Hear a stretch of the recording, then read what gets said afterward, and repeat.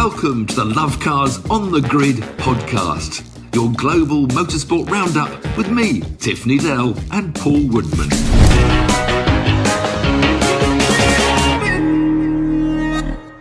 Welcome to Lovecars On The Grid, your global motorsport podcast roundup. There was loads going on this weekend. Well, actually, three things. There was everything that's wrong about Formula One on display in Brazil, and there was everything that was right about WEC on display in Bahrain. And plus, there was a nail-biting end to the NASCAR season that, Tiff, no doubt you were glued to your seat with. And I expect you were glued to your seat with the Southampton win on the weekend as well. You had a good win on the weekend. Oh, yes. Well, we were there. Top row over the goal, last minute, went in. Go look at Saints, but all the photos, it's great. They got photos of the whole grandstand, and if you look above the goal in the middle, George wears his bright red coat, and you can just see the bright red coat in the photos. So, yeah, we were there. Good to watch your team winning. And in terms of Formula One, well, it was a funny old weekend in Brazil, wasn't it? It was. I don't think the sprint races are working. I don't think they're working at all. I don't think that's the first question. Like it, the fans like it. It's not. Well, right. Don't you like it then? No, I don't actually. Don't you like it? No, personally, I think. You see, I'm still a fan. Are you? Yeah. I still. Well, I know. Christian Horner has said a lot of things. I agree. That you win the sprint race. It's sort of it's a Grand Prix tomorrow. Sort of, and suggesting it should be like $1 million to the winner or something. We need something to spice it. But the thing I like about it is that on Friday you have because I don't really like free practice 1, 2, or 3s. They're a bit dull. So if you're there on the Friday, you get free practice one. You get a qualifying set. I love qualies. Then on the Saturday, you get. No, I've lost myself now. On Saturday, you get free practice too, don't you? No, you get a sprint quali. Sorry, then on Saturday, you get a quali and a race. So that's, good entertainment. Although the Americans didn't turn up for COTA, according to the American promoters. Because it's not a quali on the Saturday, it's a shootout. Just note that. Important, obviously, between a quali and a shootout. It just means they've got shorter qualifying sessions. So I actually think there's something there still, because I think that gives the Friday quali and the Saturday quali and a race. But you wouldn't watch a movie. You wouldn't say, I really want to go and watch Oppenheimer at the cinema, which is 2 hours long. And you wouldn't go and say, but before I go, I'm going to watch a 20-minute version of it or a half an hour version of it just to give me a taste of what's going to come on tomorrow. I'm going to watch the main film tomorrow.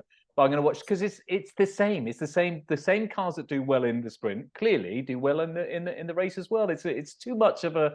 I think what should happen. I think I do like them. I do like these little short, sharp sprints. But maybe just go to Vegas and do 4 sprint races in a weekend. Nothing else. Don't do the main race. Just do 4 sprint races. You're still gonna. But then somebody said on Twitter, which I thought was maybe a good idea, and you despise this, but maybe do the reverse grid. No, I can hear it coming. No, we're not having reverse artificial grids. I'm open to make it more entertaining, but I think 4 sprint races in a weekend would be exciting. Not one. I think the $1 million check. You remember motorsports never had it. They've always Bernie Ecclestone forever. No, the driver gets it. Formula One, you never knew the prize money. Every other event you go to in tennis or golf, it's the check at the end, $1 million, $5 million. And maybe holding up $1 million check having won a sprint race might give a bit of you're getting naff in your old age now. No, because the drivers get paid anyway. It's the team that have to get paid. What about all those mechanics that are doing 1.8 pit stops? Those golfers, the golfers getting paid enough. They weren't shy for going to get paid a bit more, were they, when they went to live? I mean, every sportsman can't have enough. They're going to retire soon. They've got to look money for the future. They've got to look after their futures. It's all about the longer. And the whole thing, that's one debate. So that's one debate that Interlagos brought up. But I think Interlagos showed up everything that's wrong with F1, because we've got the aero problem. So this, you can't follow, so you can't come out close for the qualifying laps. And then your tyres have to be specially prepared and have to be built up so you get the right lap. And you mustn't have anyone within 400 yards ahead of you.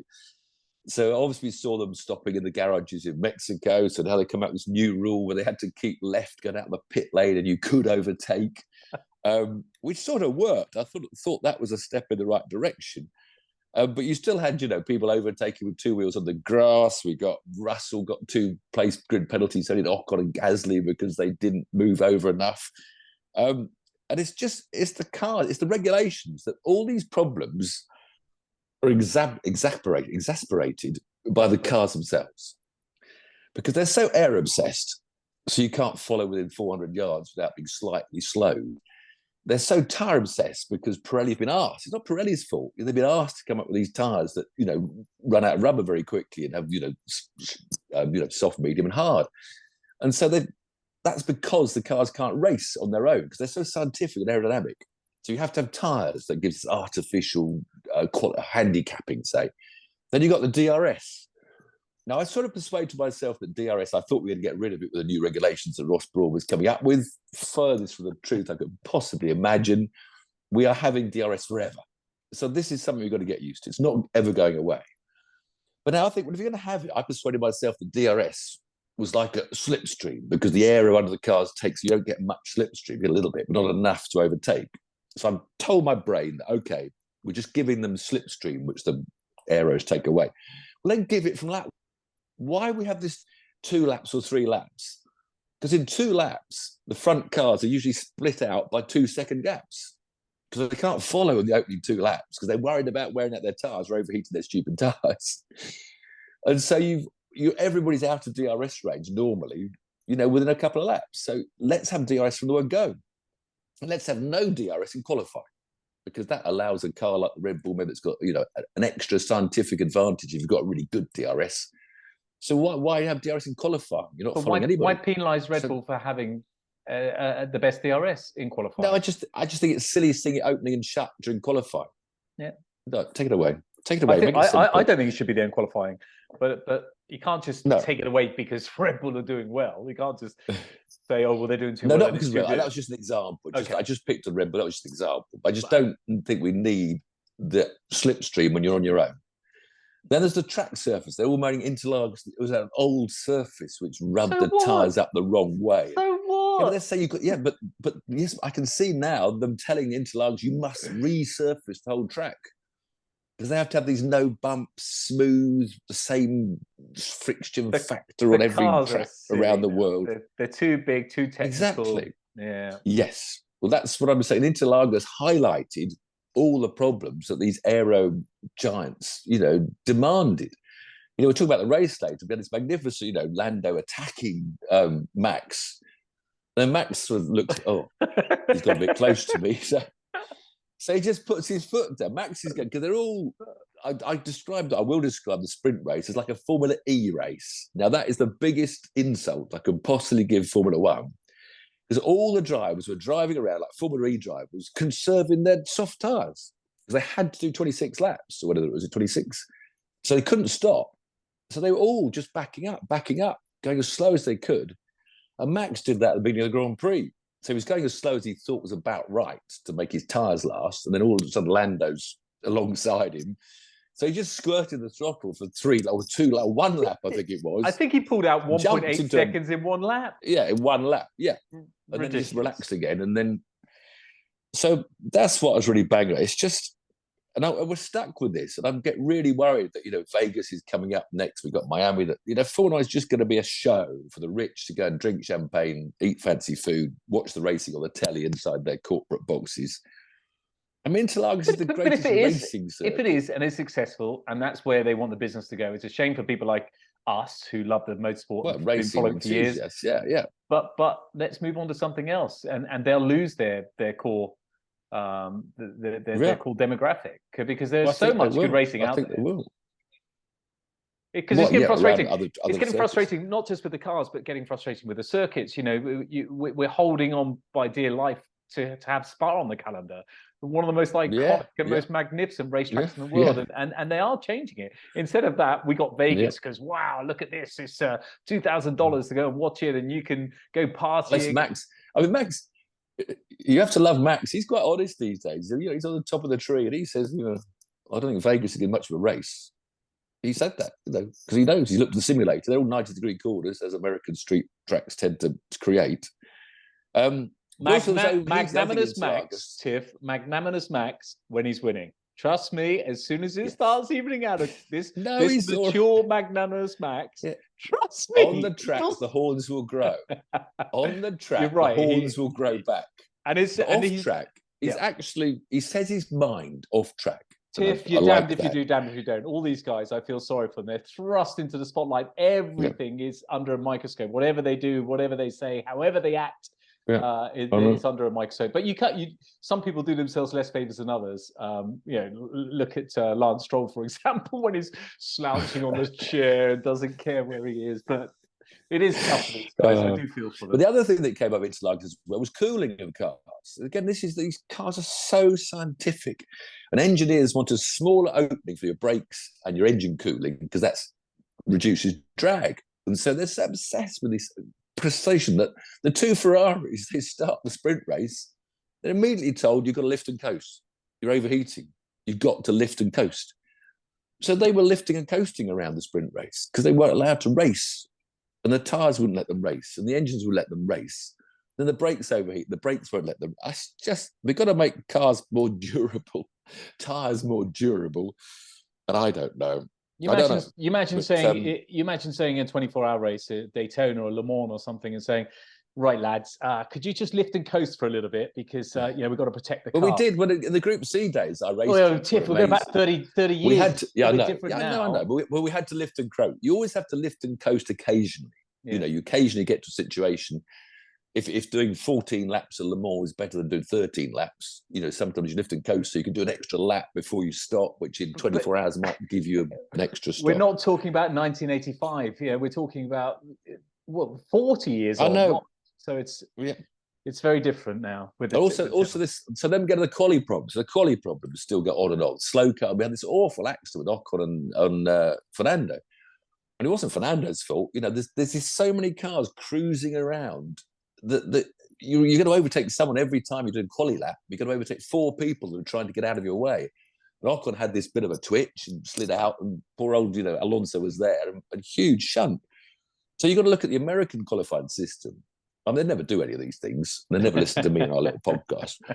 They have the timing beam half a mile before pit entry, so it's not on the start-finish straight. So you start your quali, you go out of the pits, you do 7/8 of a lap, and then you hit the starting beam, do your flying lap, and then you peel off straight away. So you're off the track. So that means instead of doing three laps to get a qualifying lap in, you do two. Just a simple thing like that would use. Otherwise, we've got to. Even Formula E, who I take the mickey out of. They've got that. You have the general qualifying session, then you've got the quarterfinals, semi-finals, finals, where cars go out in little pairs, one at a time, to sort of have a knockout system. They could call it a proper shootout then for the sprint they did. I don't know. It's got to be seriously addressed that we can't have so many cars. Well, everybody was moaning. All the drivers were moaning. It's just, I don't know. It's disappointing. The quali, of course, was quite exciting on the where we're still on Friday. We go back for the weekend. On the Friday we had the storm, didn't they? It was sort of first out the pit lane wins. Yeah, and I think that was the one where Max again he suddenly overtook about 4 cars in the pit lane. He sort of saw this, because people got really angry about the system that. Well, yeah, but the system they created meant that if you have to let someone by, it means you have to let someone jump into your gap that you were trying to create. So nobody was happy with that. None of the drivers all moaned about that. And the Twitterati was saying that he should have been penalised. It was dangerous driving. But no, because the FIA said you're allowed to do that. That was the rule. It was fine. Stay to the left, and if someone wants to overtake, they can. So and the rule. Track limits, speed limits, pit lane limits. So as bad as it looked, track limits. Track limits. Just go back to the news. After Felipe Massa still tried to win his 2008 World Championship.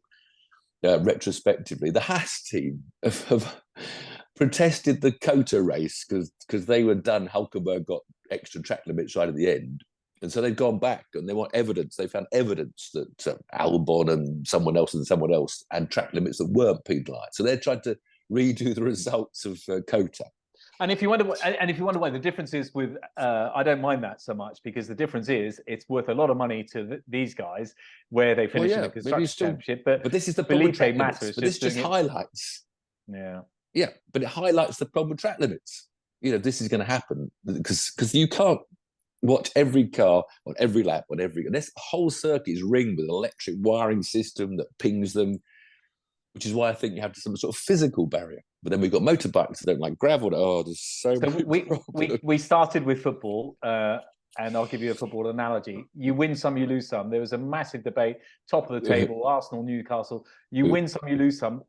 Personally, I think Haas should just drop it because sometimes they're going to win some, and sometimes as long as you have sensible people doing VAR, you won't have problems. If you see a player with two hands pushing an opponent pushing an opponent, I think, not being a qualified referee, obviously, that is a foul. If you're talking about enough football talk, enough of football. Motorsport. So we got the quali, we got a dramatic quali at the end.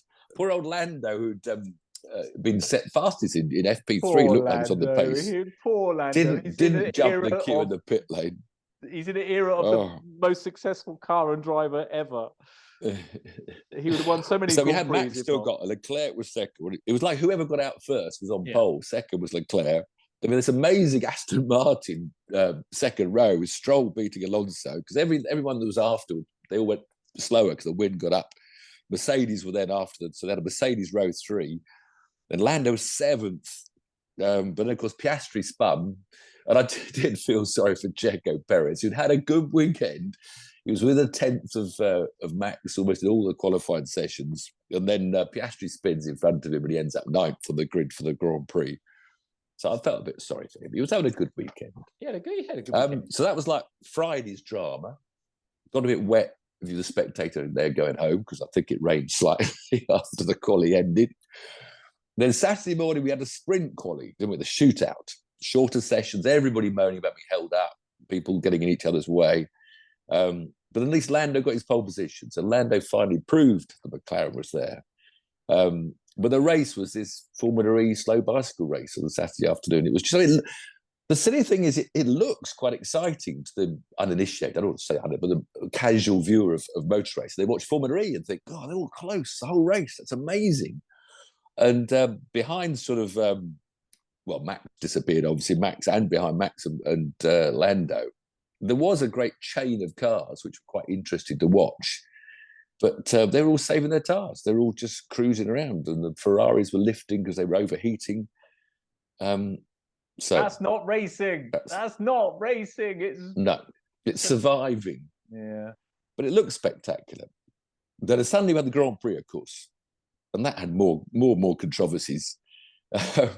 Lando, I mean, it's amazing because Lando got from 7th to 6th because George got two-place penalty for his impeding in qualifying. So Lando had this amazing start to follow Max in 2nd place, which was good for the rest of the race for him. But of course, we had this massive shunt behind him, which I was raging again. I mean, they don't seem to blame someone that moves over. The Ocon in I think on this podcast, I moaned about Ocon in Japan. He had plenty of room on his right. The corner coming up is a right-hander, so he just started wandering to the left, which would have helped his turn into the first corner. But there were 2 cars on his left. And all the experts seem to say, oh, he wasn't to know there was another car. That's why they caused the pincer move. He didn't know that. But you have to assume it now. If you're a Grand Prix driver, you tell them, if you haven't got to move, you go straight to the first corner.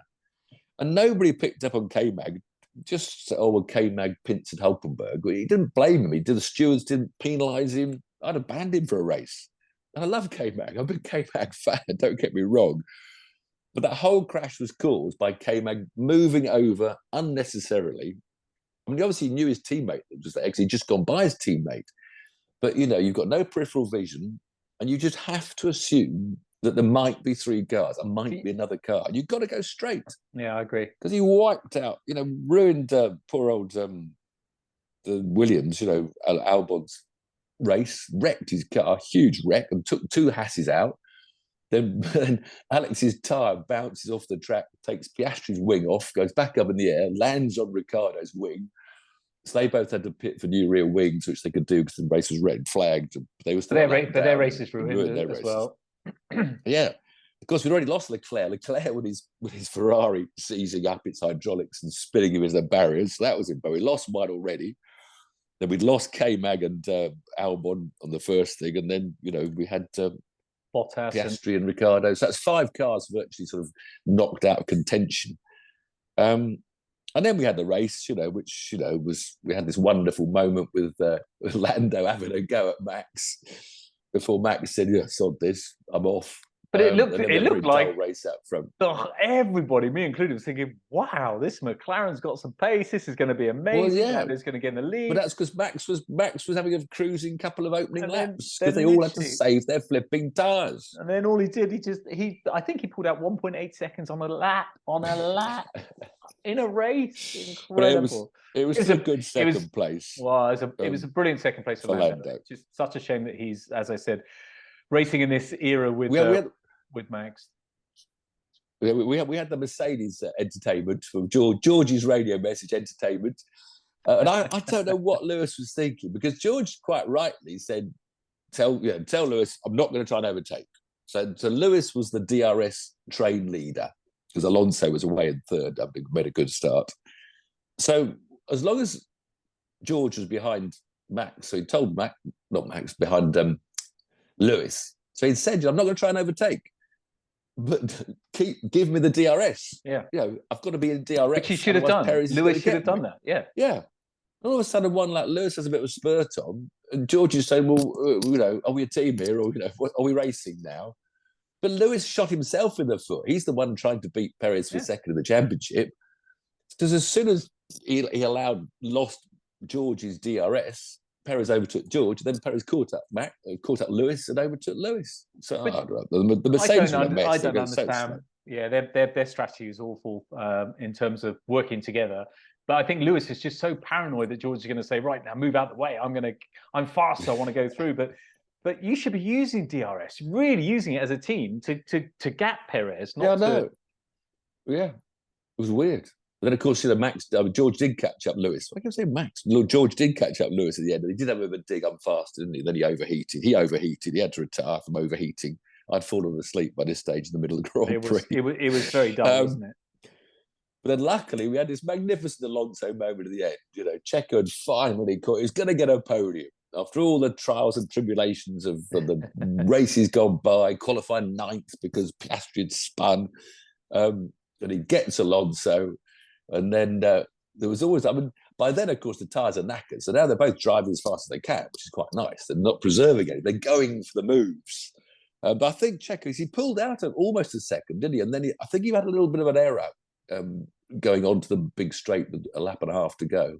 The good thing about Interlagos, if you're going to have DRS or slipstream, as I call it, is that you've got the two sessions, one after the other. Yes. So you can catch up your second. If you're 0.9 behind, you get on the gearbox, and then, which is what Alonso did. And then, of course, with the second go of DRS, getting a good exit from the turns 1, 2, the S-bend, went back past again. That was brilliant stuff. That had us all cheering. But that was the biggest high point of the whole thing, to my mind. Yeah, I don't know what they do with F1. That was the only proper racing of F1 in the whole weekend, which is have to shame. We have to de-science it. You can't uninvent technology. That's the trouble. It's going to get worse and worse and worse. But like I said earlier, I think the audience is going to completely change with who follows Formula One. Did you see the? Did you see the new interview? Audience? There was an interview with, what was his name? The rapper. I don't even know what they call themselves. In bright yellow, another Martin Brundle grid walk, and it was the most. Machine Gun Kelly. It was the most embarrassing thing ever. It was cringe. Why are these people there? And then he left before the Grand Prix even finished. And why are these people there? But this is exactly what you said. It's not about watching the racing. It's not about racing. It's the show. The champagne in the show. Who else finished where? Who else do we miss that? Who had a good race? I don't know. Mercedes were in the end results. They've all said. Even Toto Wolff said they can't wait until they ditch this car. They've all said it quite publicly. But it was a very Lando.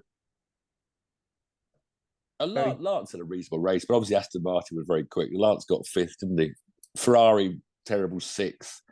Gasly had a good race through to the Alpine, didn't he? And then Yuki Tsunoda had a good run. He got to ninth to a point. They were quite quick in the Alpha Tauris because we lost poor old Ricciardo on the first corner. Logan Sargent had a solid run to 11th, but there were only about 12 people on the lead lap, I think, at the end. Not even that. So we move on. I mean, it's still spectacular. It's a spectacular thing to watch around Interlagos, which made it entertaining. that's what I always say when I used to watch the Grand Prix cars, when I was a kid, that one car going through a corner was, exciting to watch. And cars going around interlagos are exciting to watch because of the dips and the turns and the corners. So it's They only lost 3 cars in Mexico, which is unusual. And I think the race before that, it was only 1 or so. And in terms of the Drivers' Championship, second place, Lewis and Perez. It looks like it's going Perez's way now, finally. So he's found a bit of form right at the end. So he needs to hold it together. He's got a 22-point lead on Lewis. So very unexciting. But how have we got to go? We've still got 3 races, I think. Only Vegas, Miami. Just Vegas. Just Vegas and Abu Dhabi. Abu Dhabi. 23 races in a year. It's a lot.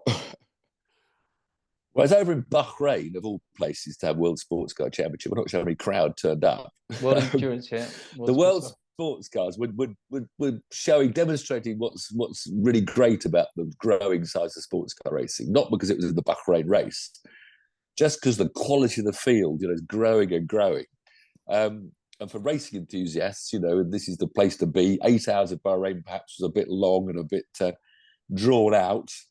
But, I'm loving the future of the World Endurance Championship. Unfortunately, the next season starts at Qatar, which is just not a traditional. We have to have these great tracks. They've lost Sebring. Tiff. You keep saying unfortunately they got Qatar and they got unfortunately Bahrain. But these people are supporting it. These people are making it happen. They're putting the money up to make it happen. But the crowds aren't there. Unless you get a huge crowd that proves it's enthusiastic. If you get packed, they go to Imola, Spa, Le Mans. But it's 2023 now, so next year. The crowd doesn't have to be there in person. So you can watch it from anywhere. You can watch it from your mobile. You can be on an aeroplane and watch it. So the world has changed a little bit in terms of that. The atmosphere. Have you watched football matches where they've had no crowds because they've been barred for some reason? Awful. Yeah, absolutely. It looks terrible. There's no atmosphere. There's nothing there. You do need a crowd somehow. I think even on the television, even with cameras, you get that sensation. There's been a lot of look at the cameras in F1. Yeah. F1, they love, don't they, going into the cameras and getting a lot of drunks to say, right, when I say now, all wave your flags for Red Bull and Ferrari. They'll go, woo! So they do use the crowd. And I think, you show crowds. I mean, the run up to Turn 1 and Kota, that huge bank of spectators, that really does add atmosphere, even watching on the television. So I think a crowd, wherever it is, so what they did, atmosphere. As you no doubt remember, during COVID, with football matches, when you couldn't have an audience, what was all that about, by the way? Sky would play, you could watch on one channel with canned audience noise, like cheering and stuff. One channel without. That's right. Yes, I forgot. I watched it without. I couldn't stand it. There's no one there. And they were playing this crowd. Yeah, we watched it without. I know. So crowds do matter. There we go. We proved the point.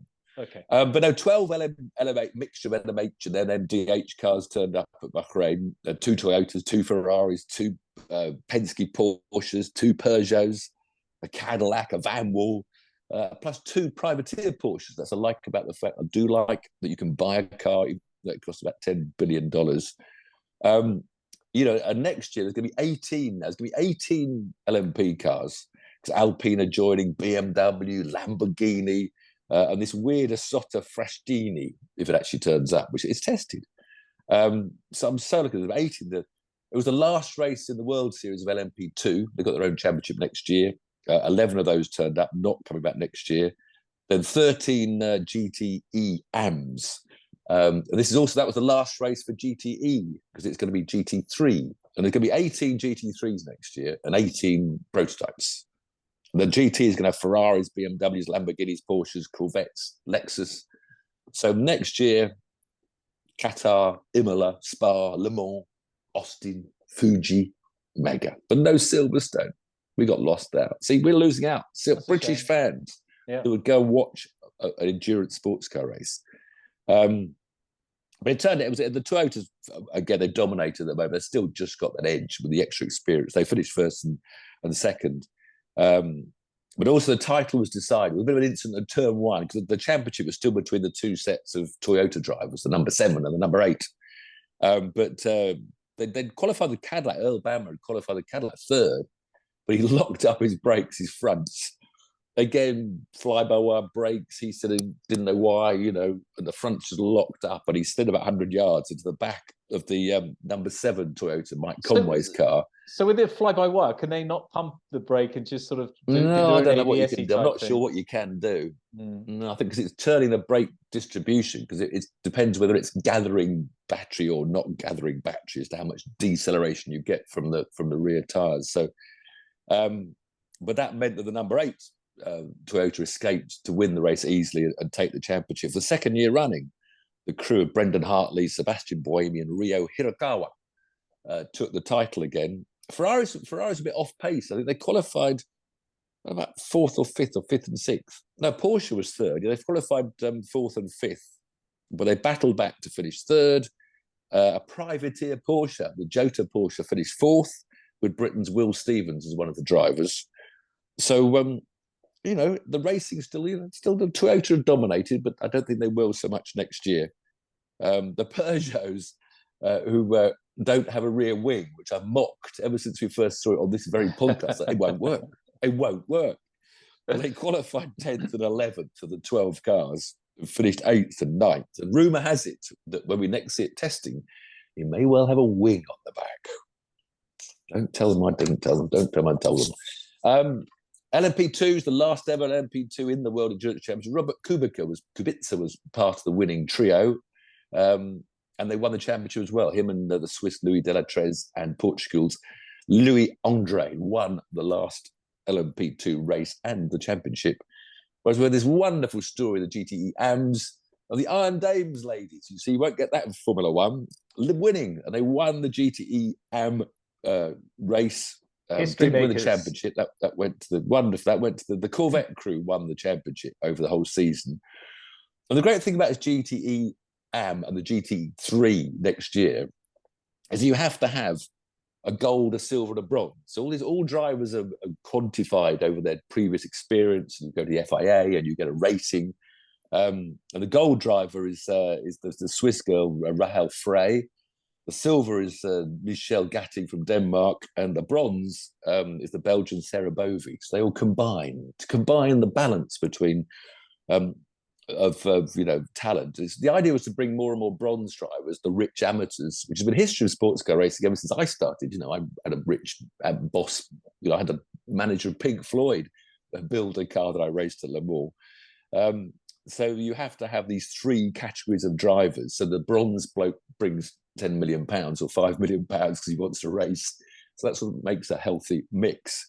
But next year, in fact, I just finished this race from Bahrain. The Iron Dames' sister car, the Lynx Porsche, was actually leading them. They were running second, but their bronze driver fell ill, and you have to do a certain percentage of the race. So the poor old bronze guy couldn't get in and do his share of the laps, which is all worked out. So that helped the Dames take the win. But yeah, next year, the thing of this gold, silver, bronze, the bit of a drawback is the next year now the manufacturers are more involved again. I think each of the teams could only have 2 cars, like 2 Ferraris, 2 Porsches, 2 Lamborghinis. There might be some privateers added, but the factory-backed teams are now looking around for the fastest bronze drivers, and maybe saying we don't have to pay too much money, but we need a bronze driver. So there you are, Paul. You'd have a talented bronze driver. You could be in a factory Ferrari. So it'll be interesting to see how that works out now that it's becoming a bit more serious and there's less GT cars on the grid. So how many started in Bahrain? Yeah, 13 started. There are going to be 18. There's going to be more GT cars because they've dropped the LMP2. But I'm so looking forward to that kicking off. It's going to be quite a sensational story. It is. But anyway, wonderful congratulations to the IDO. 3 ladies, quick ladies, but they're on pole position. And so it's good to see. So talking about sensational stories, let's go to NASCAR, because it was the grand finale of the NASCAR season. Your man, Carl Larson, number 5. He was going to win. There must be. It was nailed. It wasn't the greatest of races, to be fair. I tell everyone to watch NASCAR tonight. It was in for Phoenix, the sort of weird trial. We're on the back straight, which has got a slight curve. They're allowed to straight line it, no track limits. But bizarrely, it's not actually that much quicker. They have to drop off the banking. When they have the starts and the restarts, They literally go 6 wide. It's just manic to watch. Now, unfortunately, we didn't have many yellows. It was a bit of a yellow-free race. We didn't have many of those amazing restarts. So a great scramble of cars all over the place. But yeah, I mean, it was interesting. Right? The 4 drivers that qualified to be in the shout for the championship. William Byron was on pole position. Kyle Larson was 4th on qualifying. They're both in Hendrick Chevys. Christopher Bell was down in 13th in his Toyota, and Ryan Blaney was 15th. So looking on the grid, we thought Larson's in there, him and his teammate, they'll sort it out. But in fact, first of all, poor old Christopher Bell had a front disc explode, which put him in the wall about 150 miles an hour. Sort of thing, occupational hazard with the NASCAR, no injury. So he was out. So then it was down to the 3 of them. Byron led for a while, and Larson was running 3rd, but gradually Blaney tracked him down in his Ford, got to the lead. Not actually the lead, because Ross Chastain was out front leading, but Blaney was 2nd. Doesn't matter, you don't have to win the race to win the title, just to be the first to finish of the 4. But Blaney was obviously the quicker driver, but he kept having bad pit stops and dropping back and having to come back through the field again. Well, I mean, just the top 5 or 6. But Kyle Larson, there was a yellow later in the race. I forget what for. Oh, yes, Kyle Busch had a spin. There weren't many yellows. But Larson's crew did what they did when they won in the championship. When they won in the championship, he was running 3rd and wasn't going to win. But late yellow came out, and his crew got him out 1st on the track, and he won the title. And this time, he was running 3rd of the surviving 3, and his crew got him out, leading the other 2. This was it. He was going to win. He was going to win. But by now, the Chevys, they obviously weren't as quick as Blaney's Ford. And Byron's dropped back a bit. And then Blaney tracked down Larson and overtook him, the swine. And Kyle did everything. Kyle, they were just, they rubbed paint trying to overtake. They side draft, they come up in front. And Larson just tried everything he could, but Blaney gradually stretched the gap. So then all the Larson fans are now, we got a yellow. Someone crash, someone do something. But I'm glad it didn't happen, because I think sometimes, someone's robbed of a... Blaney deserved it in his Penske Ford. So he held on to the win. There was no last-minute yellow, and he took the championship. That's a good on Blaney. A good ending to the NASCAR season. Shame on your man, Kyle Larson, but there you go. That's it. Can't win them all, Carl.